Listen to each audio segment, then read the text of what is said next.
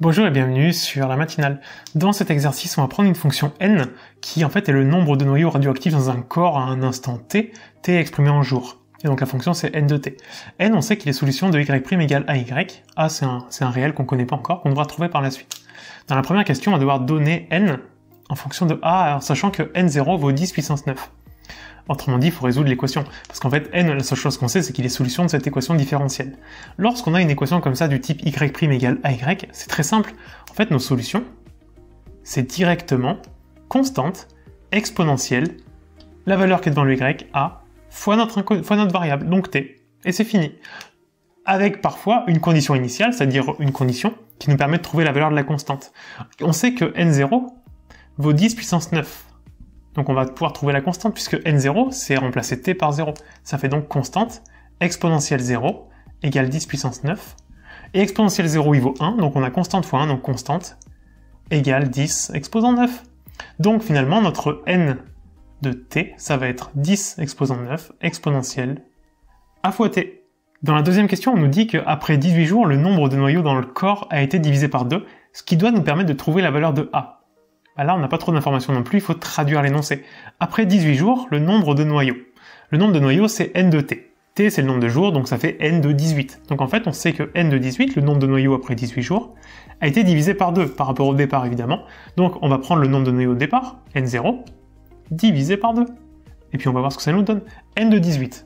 N, il est ici, donc ça nous fait 10 exposant 9, exponentielle, a fois 18, donc 18a. Tout ça égale à n0, qui valait 10 puissance 9 divisé par 2. Là, ce qu'on peut faire, c'est virer les 10 puissance 9, enfin diviser par 10 puissance 9 des deux côtés, ce qui va les enlever, comme ils sont présents partout. Donc on aura exponentielle 18a égale 1/2.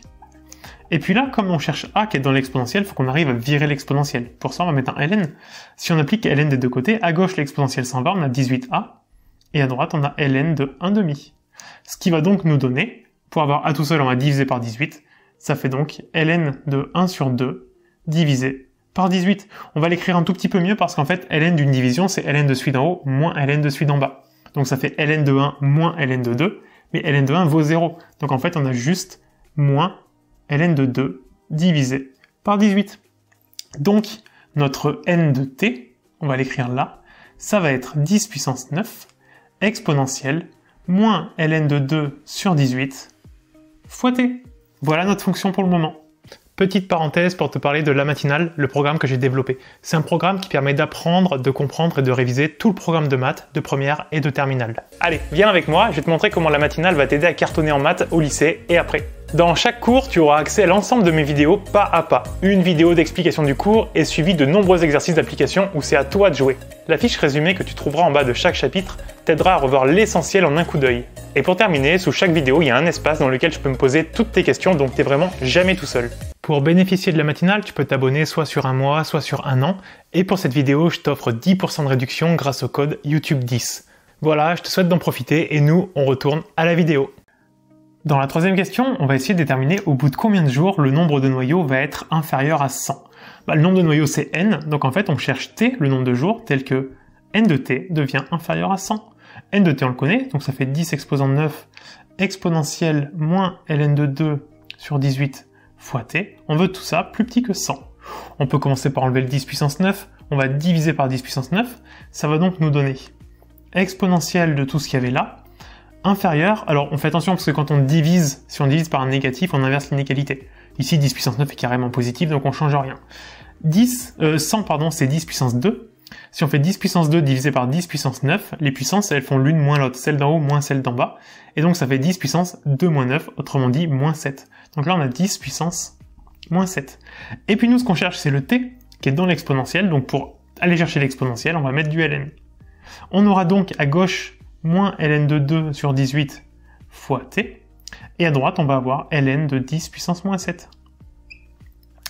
On veut t, bon, ça c'est facile maintenant normalement, on va multiplier par 18 pour le faire disparaître, et diviser par moins ln de 2 pour le faire disparaître aussi. On fera attention parce qu'en multipliant par 18, on multiplie par un positif, pas de problème. Par contre, en divisant par moins ln de 2, on va diviser par un négatif, donc on inverse le sens d'inégalité. Et donc on va trouver finalement, je vais le mettre ici, t supérieur à ln de 10 puissance moins 7 fois 18, divisé par moins ln de 2. Et là, ce qu'on va faire, c'est qu'on va prendre la calculatrice pour voir combien est-ce que ça nous donne. Finalement, la calculatrice, on va trouver environ 418,7. Sauf que nous, on n'utilise que des jours entiers, il n'y a pas des morceaux de jours. Donc, pour que la condition soit vérifiée, c'est-à-dire qu'on soit plus petit que 100, il faut être à 418,7 jours. Autrement dit, à 418 jours, on n'en a pas fait assez, donc on va prendre 419 jours. Et donc on sait qu'après 419 jours, la quantité de noyaux radioactifs dans le corps va passer en dessous de 100.